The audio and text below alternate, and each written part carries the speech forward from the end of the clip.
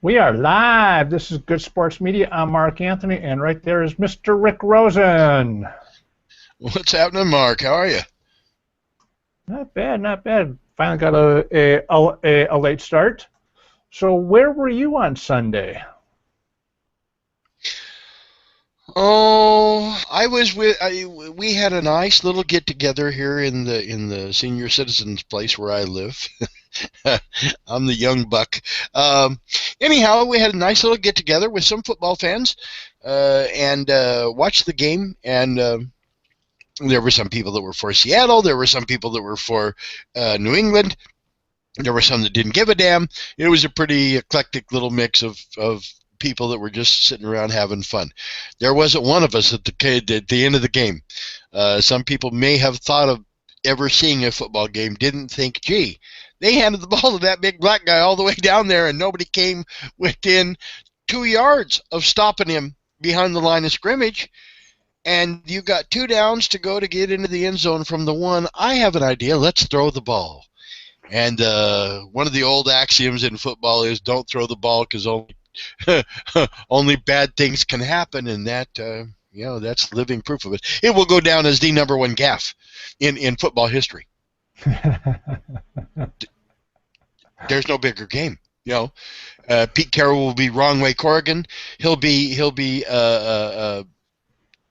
Alan Page or Jim Eller going down running the wrong way with your Vikings, or Carl Eller. I mean, just an incredible number of people have effed up at the very end. But Pete Carroll's going to be number one in the class. I don't know what else you could do.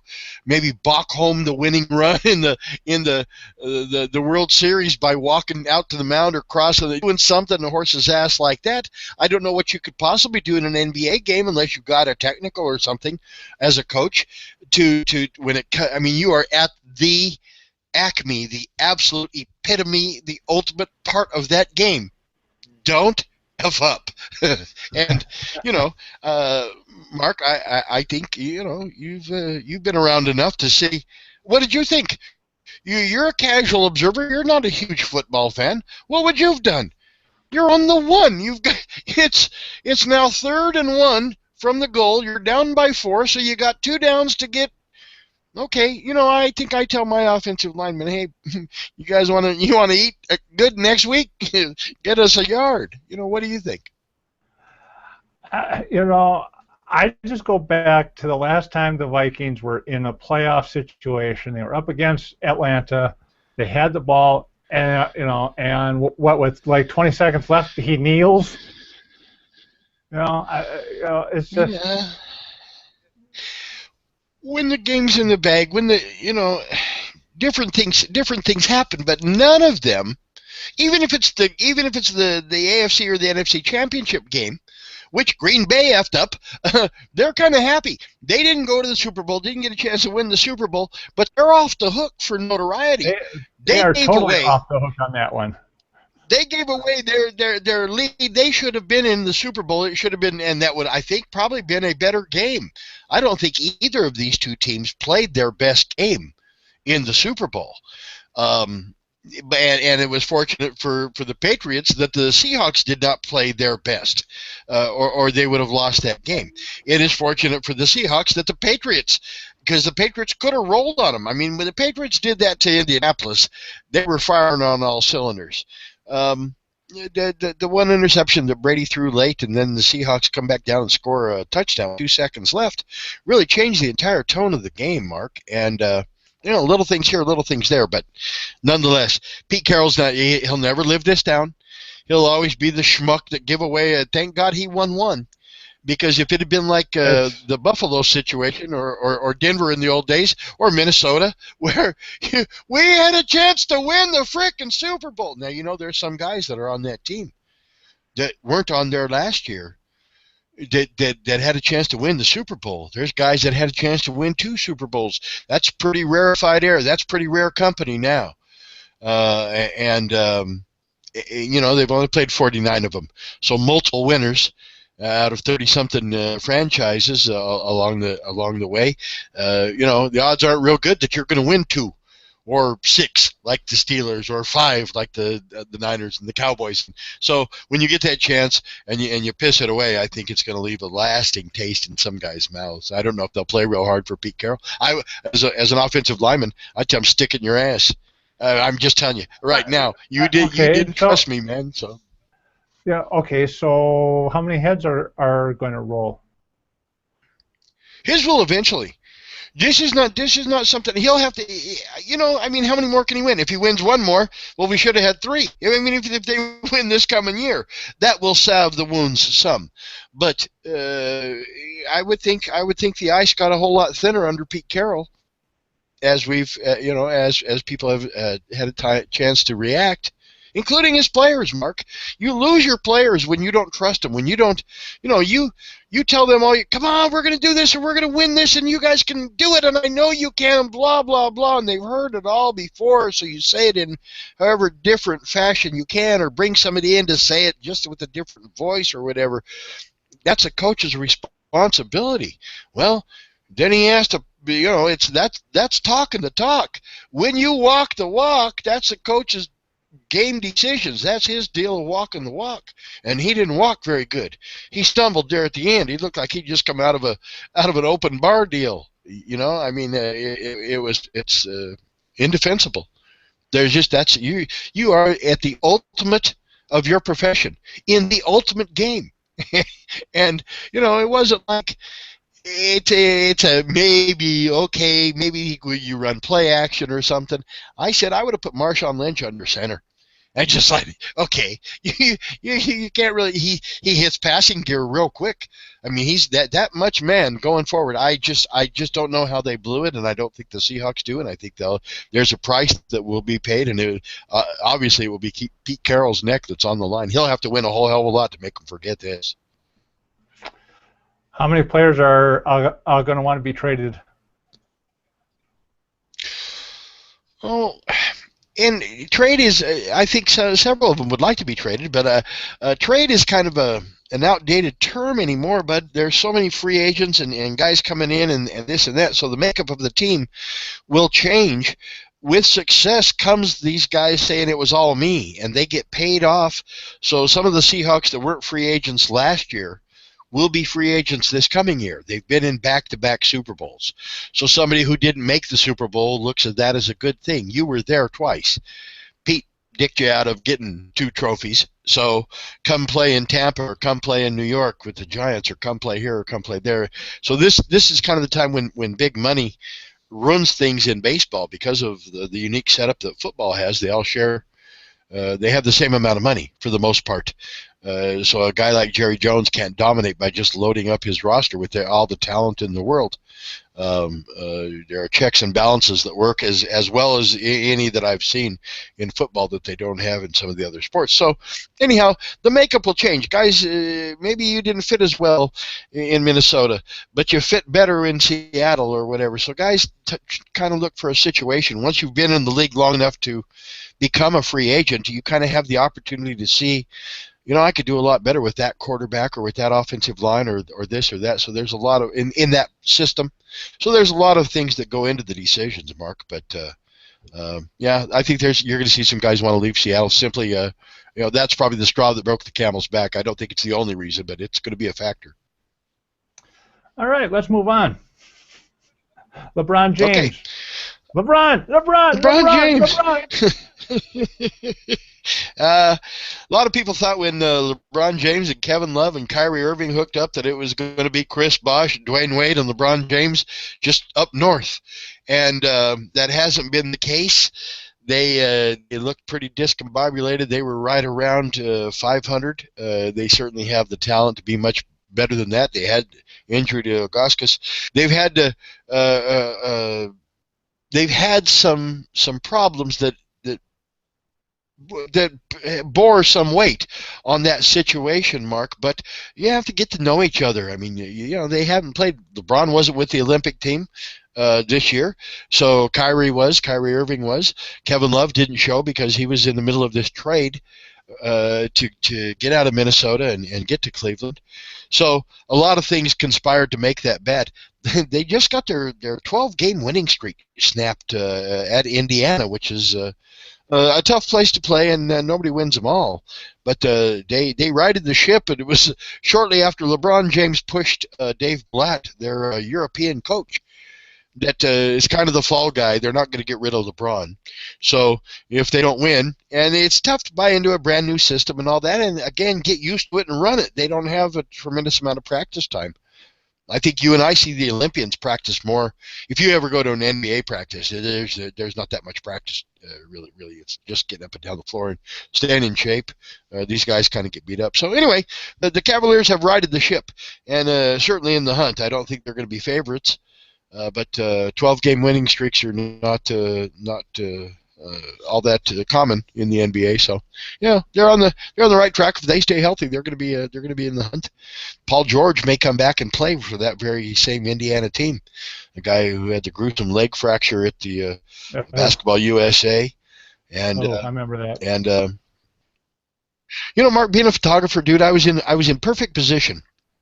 And we were sitting. I actually had a seat about 5 rows up in the stands, right on the edge of the aisle, underneath the basket. That was the basket that George was defending. James Harden was coming down towards that basket on the fast break. Paul George was the only one behind him. In the lead up to this game, I watched for 3 days running at practice here at on UNLV campus at the Cox Pavilion. That Paul George and James Harden and Kevin Durant stayed after practice for at least an hour and played one-on-one, and the winner stays. And it was probably one of the greatest ever sustained one-on-one games, greatest basketball talent in one spot at one time that has ever just sat around 3 days in a row, played one-on-one like they were in a schoolyard somewhere. And yeah. Paul George is a tremendous athlete, and he was holding his own with those two. Kevin Durant may said something funny today. There's some bitching about him making the All-Star roster. Kevin Durant's an All-Star, first off, but he's only played 22 of the 59 games or whatever it is because he come back from the injury. And he said if anybody, some of the other guys are saying he made it and he shouldn't have, and I should be there instead or whatever. And he made the offer, if anybody wants to take my place on the on the All-Star roster, beat me one-on-one. Well, I'm here to tell you that ain't going to happen. There ain't nobody out there save maybe for LeBron James, maybe Stephen Curry. I'm almost positive you can count the guys on one hand and still have fingers left that could actually beat Kevin Durant one-on-one from what I saw. And you're talking about the Defensive Player of the Year and James Harden, former teammate who knows everything that he practiced either with or against Durant for years there in Oklahoma City, and Paul George. It was a lot of fun to watch, but ain't nobody going to beat Kevin Durant one-on-one. Paul George may come back and play for Indiana. Yeah, I think it would be silly unless there was a serious need for him to come back to make the playoffs and to think that you had a real chance of going deep into the playoffs. I would not want to chance it with him. But these guys, and that's another thing with LeBron. This is the first summer that he's taken off in a hell of a long time. And so, you get out of basketball shape. Takes you a little while to get back in.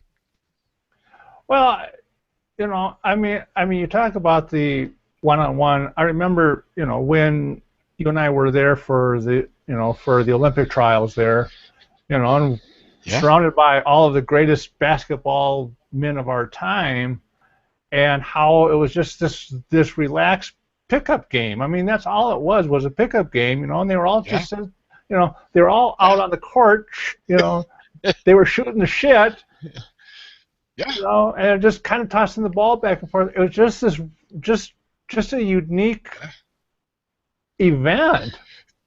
I mean, it's one of those things Go ahead. Does the competitiveness that you witness, Mark, there, even when they're just doing the shoot-arounds, there's competitiveness that just comes out. If Carmelo Anthony hits a shot, man, LeBron's got to go to the same spot and hit the same. You know what I mean? They feed off of each other. I think that's one of the coolest things about going there and seeing them in person is that competitive desire. They always say he wanted it more. I think you can see that at a Basketball USA practice. What do you think? well, yes, but it, but it was that friendship that, oh well, if you did that Oh from yeah, there, watch me do this, and yeah, they just they give each other shit yeah. the whole time, you know, and I Oh mean it's yeah. it was one of those things that this is better than watching them on TV, just hearing Oh them. yeah. Uh, Yeah. Yeah, hearing the chatter. Hearing the chatter is a lot of fun. When they were playing one on one under the basket, we were getting ready to leave. I pulled my camera back out and took photos. And anybody wants some, email me and I'll send you some photos. But James Harden drove somewhat on Durant, and Durant went up and tipped the ball. Didn't get all of it, but got enough of it to block the shot. And he said, "Keep that shit out of here," to James Harden.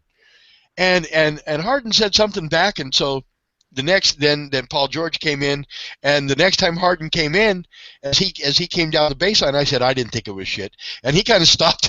He kind of stopped and said, "See," and he was talking to Durant. I mean, he just kind of used me as a ploy, as an aid to fire back. But yeah, it's a great amount of fun to watch, Mark, and that talent. I don't know if I've ever seen more talented athletes, at least that only have 2 feet, um, than basketball players. If you think of how tall, I mean, most guys, even your size, dude, people think you can't walk and chew bubble gum at the same time. Imagine being a foot taller than you are and running up and down the court with world-class athletes, which you are then, I guess, part of, and doing all those things. I think you look at some of these guys, you just imagine what football team you could stock from the NBA. What Oh yeah. baseball team, Michael Jordan notwithstanding, most anything. What soccer team? Ooh, holy crap! How do you score? You put one of the centers. Imagine Mr. Cousins down there in goal. There wouldn't be damn soccer wussies wouldn't cross the have the what is it, half field, midline, whatever the hell they call it. Are you a big soccer fan, Mark? Nah. Nope. Nope. My my wife okay. My wife has grandkids, and one of them is on the soccer team, and so we got to go and watch it every Sunday or every Saturday, One of the whatever it is. wives or one of the grandkids? One of the grandkids. One of your wives or one of your grandkids? Okay, good. All right, just wanted to clarify. Thank you. Because there are multiples of each. Yes, there is. Just, And, just saying. you know, and I feel sorry for this kid because you can tell he's like, I'm out here because my mom wants me to kick this little ball someplace. And it's just like, it's paint dry. Give me a break. It's paint dry. You want to build $1 million But I stadium? will say this, for the participants, it's good exercise. It's good to be out in the clean air if you're not playing right up against the street or something. So for kids, okay, they're not playing Nintendo or whatever the hell they play, Xbox, Wii, whatever it is. They're not doing that. So there's something to be said for that, Mark. Also, a little patience goes a long way with kids. Sometimes it takes a good coach or a good situation for them to the light bulb to kind of go on, and them to figure out, hey, I kind of like this. I'm good at this or whatever. So, those things all take time. But for the little kid, here's my point about soccer. People that play it tend to have more fun and be more enthusiastic than those that go to watch it, particularly here in the United States. There's a lot more participants than there are attendants at the major indoor soccer league and the major soccer league or whatever the hell it's called now. And yeah, the Major Indoor Soccer League, and they're talking about this new stadium. It's now to go to a vote, Mark. The judge decided earlier today that the Bob Beers and that faction did in fact have enough signatures, valid signatures, to force this issue to a vote. And I'm telling you right now, it's not going to pass.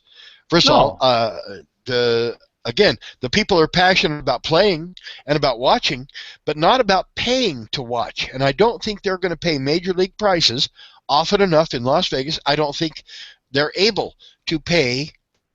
I don't think the fan base that they're counting on is able to buy season tickets. Does that make sense? They have fervent fans. They want to tap into this Hispanic community.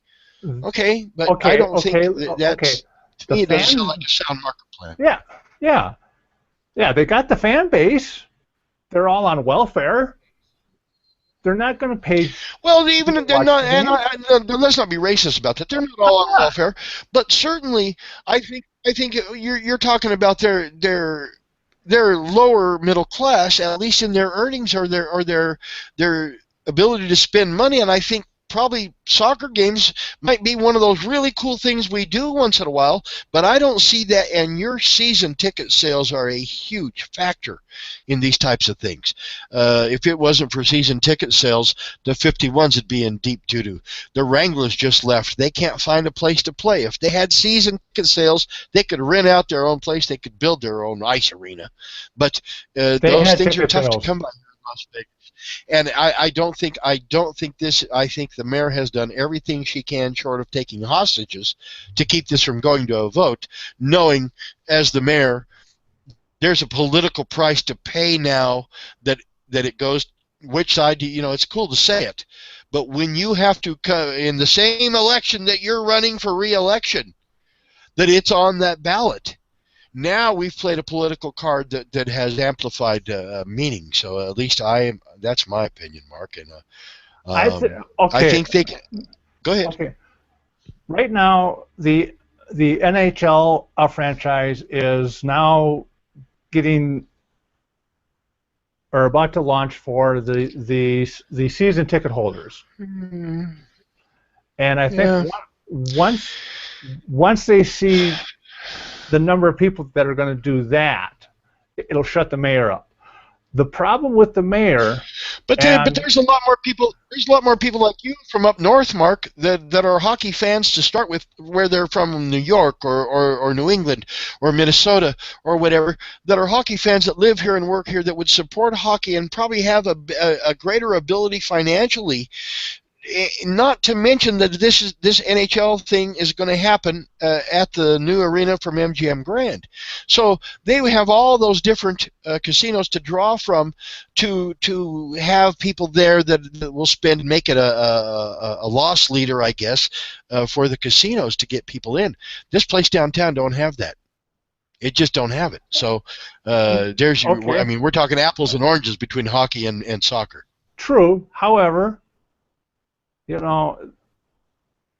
people are seeing that the mayor of Glendale, Arizona, where the Super Bowl was held, is screaming because they're broke because they had to build this freaking arena that they're not making money out of.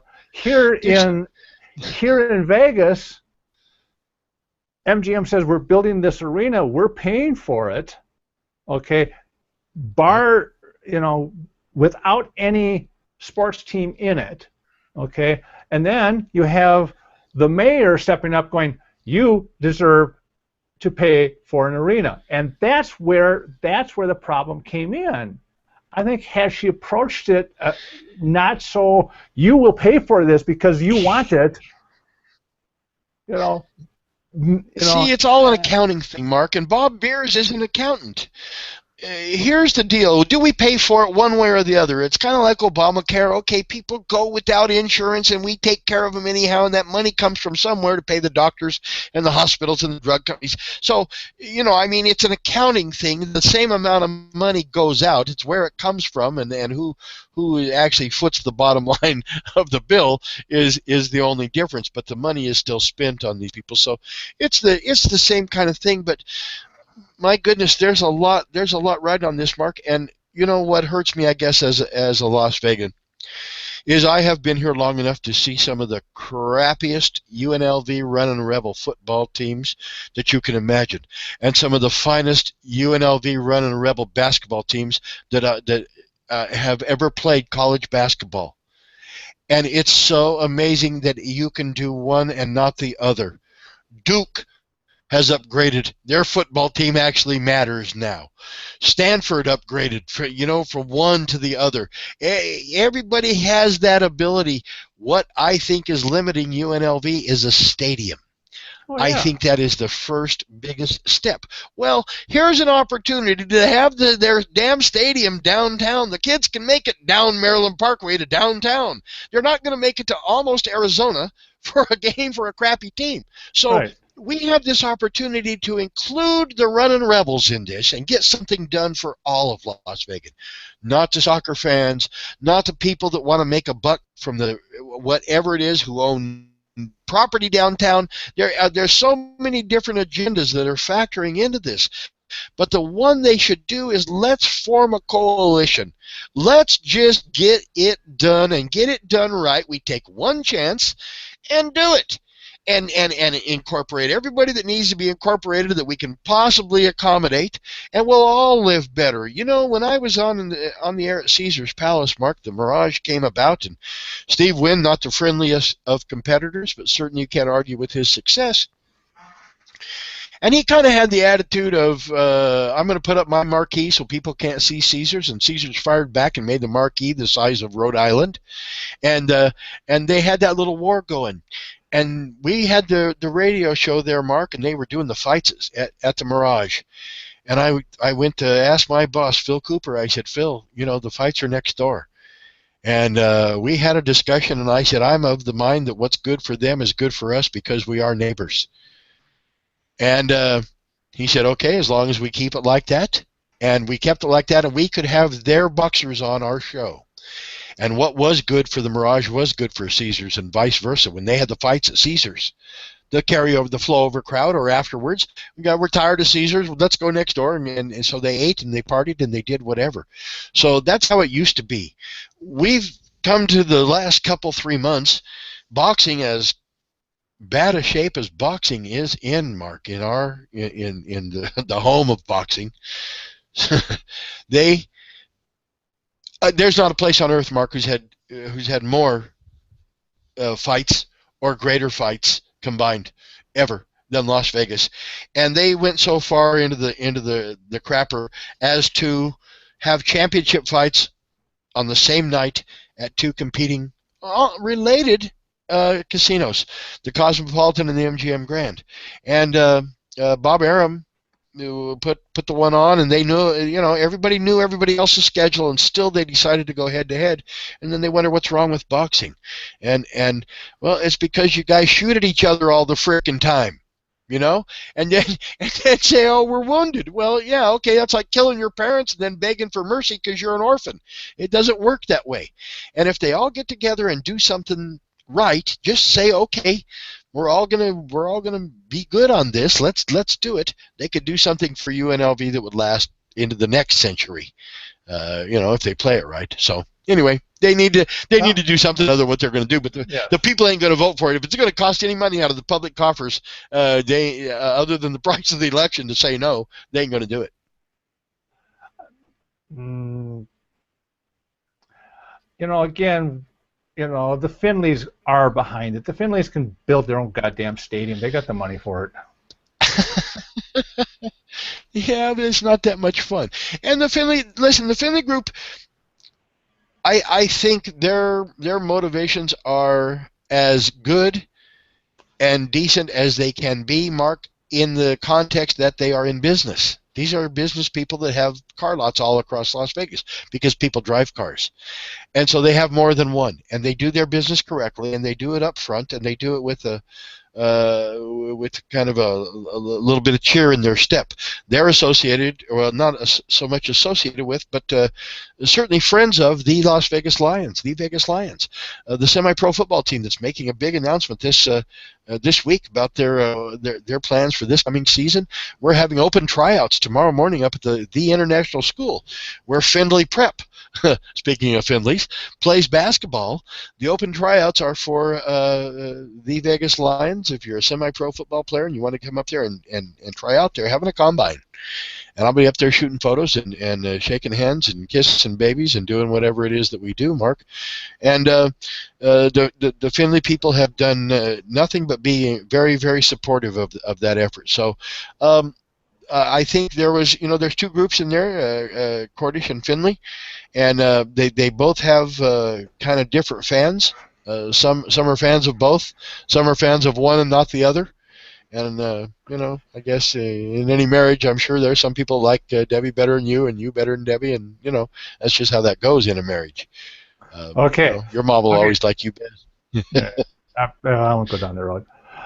This weekend at Sam Boyd Stadium, speaking of Sam Boyd Stadium and soccer, is Rugby 7. Now, if we could get a Rugby 7 team here, I would go to that. There's a sport. You have you I have think a lot of 15. people, Mark. Yeah. Oh my God! You got two teams. You got 15 minutes. They don't stop the clock. They don't care if you died on the field. They are not stopping that clock. I mean, that's called carcass removal time. yes. And it only happens during a team timeout. Well, yeah. No, well, you're absolutely right. See, that's one of the battles for soccer here. That's not a battle near as much in Arizona. I think your demographics are fairly similar, Mark, but there's a whole lot more to do here than there is there, and people do it. Yes. That money is spread very, very thin. People think that it's just an easy deal. You open the doors and in they come. And this ain't if you build it, they will come. Here's what soccer's going against. Even if they get the crowds, even if they build the stadium, get the crowds, get the franchise, do the whole shooting match, they better win. Because if you don't win, a whole lot of people dress up like empty seats. And then you're out of luck. And then you're in the wind like 90% of the other things that are not NBA, NFL, or Major League Baseball. Hockey will bring its stars with it. They've always had good success here with NHL.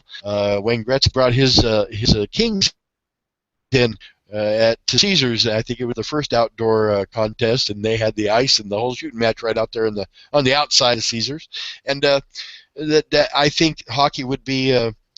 I don't think it'll be simple. I don't think it will be incredibly easy for them to market that. But until the newness wears off. But sooner or later in Las Vegas, man, Vegas likes winners. That's all. Nobody gives a damn when you sit next to them. Tell them I lost my life savings or whatever. I won $40 on that slot machine over there. Okay, then I'll tell you, attaboy. I don't care what you lost. They like winners, and that's what it's going to take. Sorry, next weekend is our Rugby 7. It's not this weekend. It's next weekend. Next weekend, yeah, and it is well received, well watched. It is very popular, man. Well, it's a worldwide sport. This is one of, I think, 7 stops. And the first time that I covered it, it was so funny because I was media, and I was on the sidelines, and the New Zealand team was in front of me. And the coach, this coach is like the Vince Lombardi of Rugby 7. Everybody was like bowing down to this guy, and of course I have no idea what this thing was like, but apparently this guy's God, and I got photos of him, and people are emailing me going, oh God, I gotta have a photo, and then so I'm watching the games, and as soon as that 15 minutes ends, as these two teams are getting off the field, the next two teams are already on the field ready to go. Okay. Yeah. And non-stop action. And it was so funny because the American team kind of came out with a white flag going, don't hurt us. Yes. And, one of the things that is unheard of, Mark, speaking of hurt us, really is very small amount of is head injuries in rugby. Do you know why? Because they don't wear helmets and they don't use them as weapons, and so they watch out for each other's heads.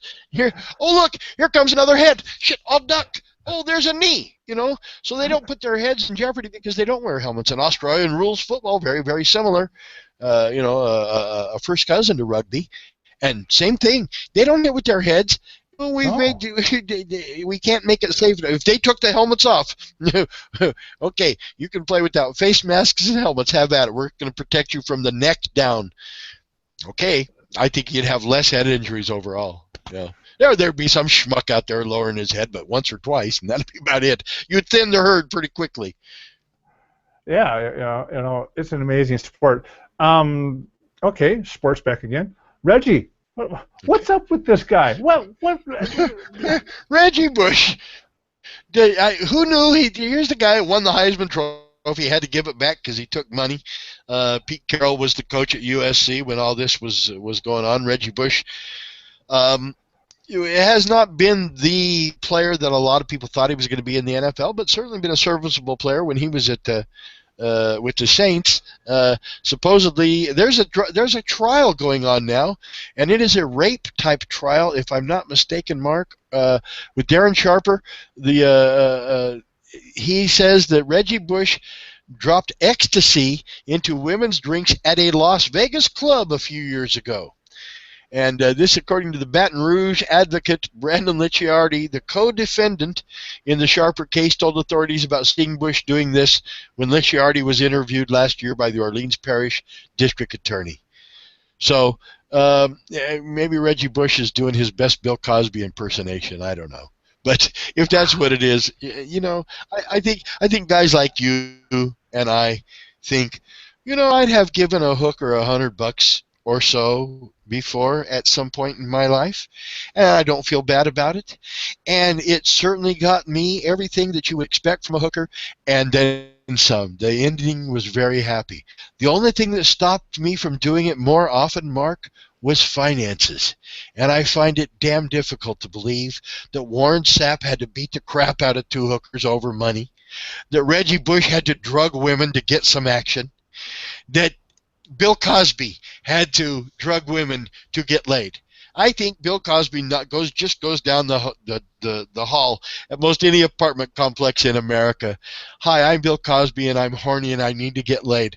Honey, Yeah. Bill Cosby's at the door.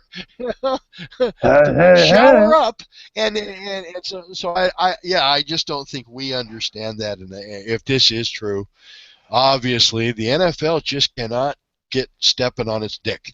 Its own dick is what they're doing, and one after the other after the other. I mean, and yet the most time was spent on Deflategate. You just want to think, how do you get across to yeah. these guys?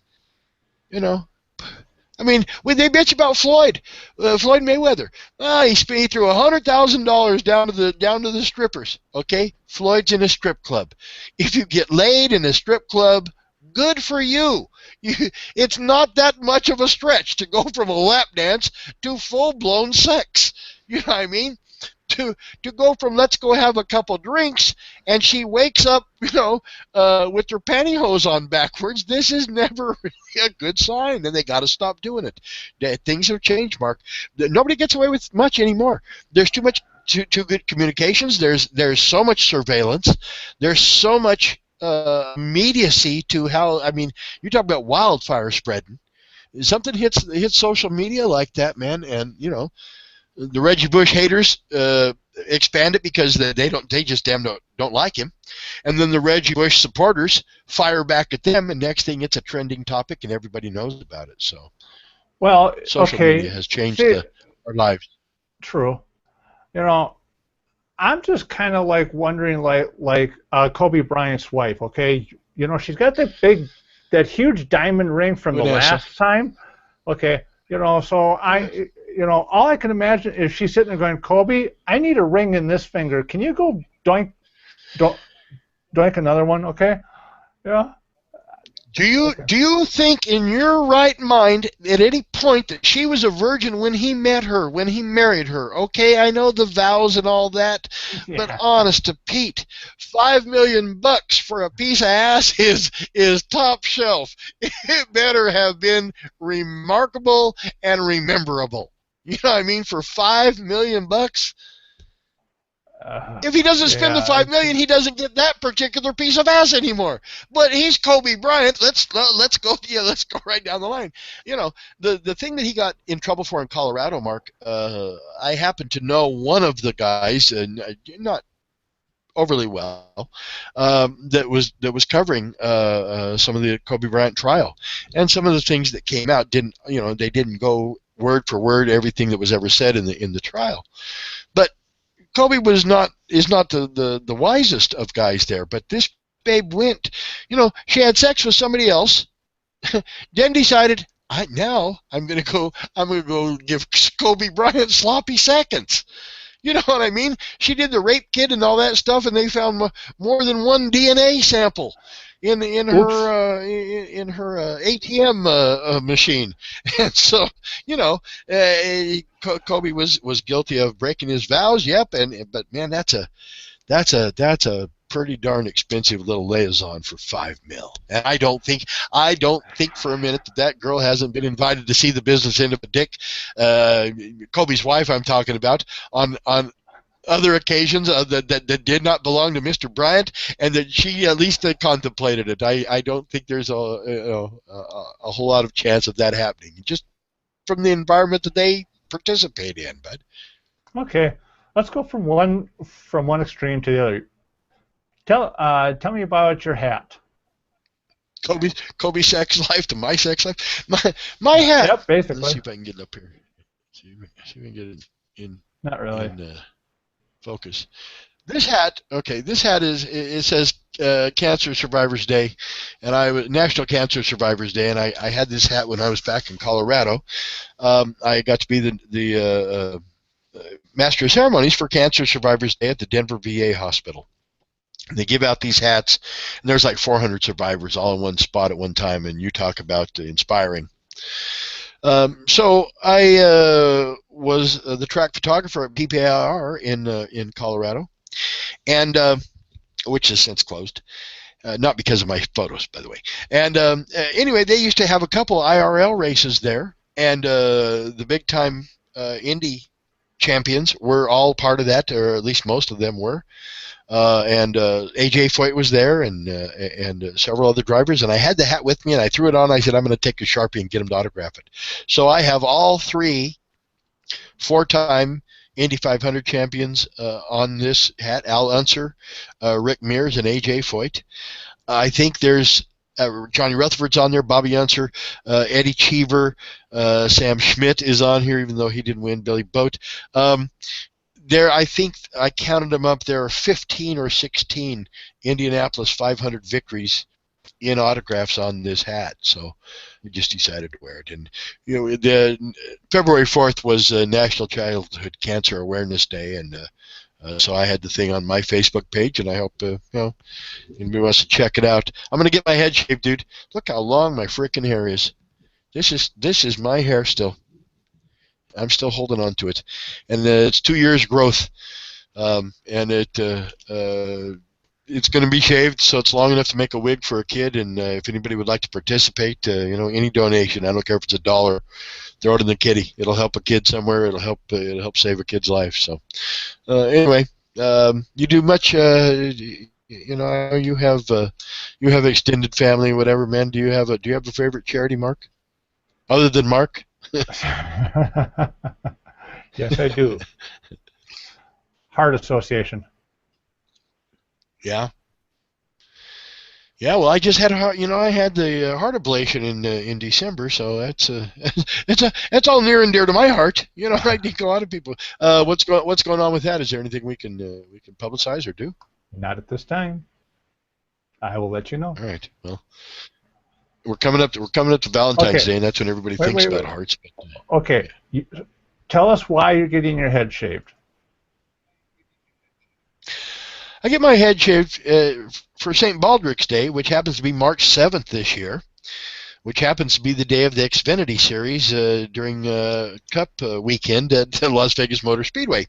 But I get my head shaved every year for childhood cancer research, and it's like I'm going to walk 10 miles. Give me $10 and I'll shave my head for you. And you collect money, and it goes to this very good cause, where they headquarter it at McMullen's Irish Pub here in Las Vegas, over there on West Tropicana, right across the street from the Orleans Hotel and Casino. And it's a fun event. But what's the hair being used for? If your hair's long enough and you don't dye it and you don't do all this other nonsense to it, if it's at least 9 inches long in the clump, they use it to make a wig for a kid who has lost their hair to chemotherapy or radiation, both of which cause your damn hair to fall out. And my granddaughter is a childhood cancer survivor, Nana, and she'll be 12 this summer. and she was 4.5, and she had her kidney removed and a grapefruit-sized tumor. And one year she said to me, you know, Grandpa, she said, well, a couple of years, she said, Grandpa, is your hair long enough to make a wig for a kid? She knew I was going to get it shaved. And I said, well, no, honey, lots of things on Grandpa don't grow quite as quick as they used to. And she said, well, you know, the day I got my head shaved was the day I got my wig was the most important day of my life. And poor baby was 5 years old, and she picked a wig that was pink. Mark looked like she just stepped out of a Jackson Pollock painting or something. I mean, it was not the normal wig you would see on a kid, maybe Lady Gaga, but not a 5-year-old kid. But it was important to her, and it opened my eyes to how important that is to a little kid. To, you know, if I'm going to look funny, I want to look funny on my terms. And so they use the hair, but they use the funds much more to fund childhood cancer research, and more than 90% of the funds that we take in at St. Baldrick's Day goes to research. And I don't know that there's so much into the Make-A-Wish things and that kind of stuff, Mark. But a very exciting thing for me, I told you, I guess maybe last week, that Jeff Gordon helped me through when I was going through my chemotherapy. March 7th will be the 21st anniversary of my cancer surgery, my breast cancer surgery, to the day. And it's always the day that I've said was the day I was cancer-free, was March 7th. They got it. And 21 years later, I'm smart enough to have hung around and proved them correct. Jeff Gordon's going to be in town because the cup race is that weekend. Happy hour will be on Saturday. He'll be on site on the track, and he's a big supporter of childhood cancer research and those kind of things. This is his last go-around. I'm a huge fan of his. And so as the planets might be aligning, Mark, I'm trying very hard to see if I can get Jeff Gordon to do me the honor of shaving my head. And because he'll already be there, we'll both be in the same place, same time. So I'm working on that, phone calls and different people, and trying to organize and do whatever. But also with the Speedway Children's Charities, the ladies out there that work that out at the Speedway do amazing things with very, very little funding. They do a whole lot of good. So anyway, that's what the hair deal is about. March 7th, I will have a full head of hair for a while, and then March 8th, the day of the cup race, I'll be bald as a billiard ball. All right. Okay. Would you like to get shaved? No, I don't have long enough hair. I'm fine. I'm fine. All right. Then you can help with the fundraising. Okay, so you got these guys that go 180 miles an hour around a track, but they're scared to go on the high roller. Really? Really? Jimmy Johnson was here in town, and they got him up on the high roller, and he remarked how high it was up at 550 feet, which I guess, yeah, you're right. That is way the hell up there, but I think you're probably going about the same speed if that thing would happen to, if you would jump out from the top of that, that's probably about the same speed you're going when you hit the wall at Darlington or something, you know, so I can't imagine there's a whole lot of difference, but yeah, Jimmy Johnson was remarking that it was way up there. I don't know. I just find it funny that these guys that do 200 miles an hour are like, oh my God, it's 500 feet up. I can't do it. So. Yeah, you'd be amazed at some of the things these guys are afraid of, dude. I mean, and you're right, and not just the stock car racers, the different people in different sports. Some of them are superstitious. Okay, I understand superstitious, but some of them are absolutely. We had a guy who played high school football, and he was so deathly. We lived in Colorado, so it wasn't like we had him year round, but he was deathly afraid of spiders, and so. One of us would throw one of the plastic spiders you get at Halloween. You get 100 for $1 or something at the 99. So we would throw a plastic spider out there where we knew he was going to line up, and and he would freak, and everybody would laugh and everything. So there's a lot of these guys that carry some things. It takes a special mental makeup to be an athlete, to be a performer, in front of, you figure Jimmy Johnson's out there in front of 100,000 people or thereabouts, 100 and something, doing his thing. And if he F's up, he has to get out and wave. Hi, no, I just hit something at 180 miles an hour, and my testicles are now located where my shoulder used to be. But boy, I'm good. And there ain't no easy way. There ain't no easy way to take a 180 mile an hour impact. Well, well, that and they're doing 180 miles an hour and they're like 6 inches away from each other. And people say, "Yeah, he ran right into him." Hell yes, he ran into him. I'd have run into him about halfway down the highway out front. I wouldn't have had time to stop. Yeah, they are. I have to tell you a story. Yeah, some of them are real skittish. Go ahead. It's your We turn. will. Okay. We're just going to wrap this up. But about 3 or 4 years ago, out at the track, out at NASCAR, I was always joking the fact that the cars go left. That's all you do. It's just a big left-hand turn. Okay. That's right. And it was a warm-up. The Obama Oval. Yes. It was some kind of a warm-up or something. Well, I was up in the media room, and in the photographer's media room, we have that wall with all, that's all glass. Okay. And and there's a bunch of us photographers lined up there, and we're all holding, thousands of dollars worth of camera equipment. And the cars came out of pit row, turned to the right, and they went back around. There's like 10 of them that did this. And all these photographers are standing there going, wow, they do turn right. And as we're watching them turn right, I'm like, did anyone get a picture of this? They're all looking at me going, no.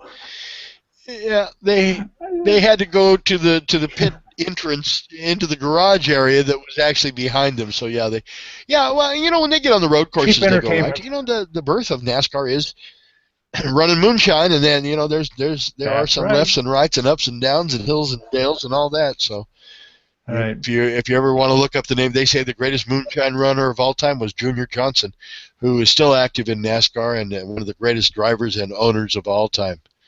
So, all right, buddy. Anything else?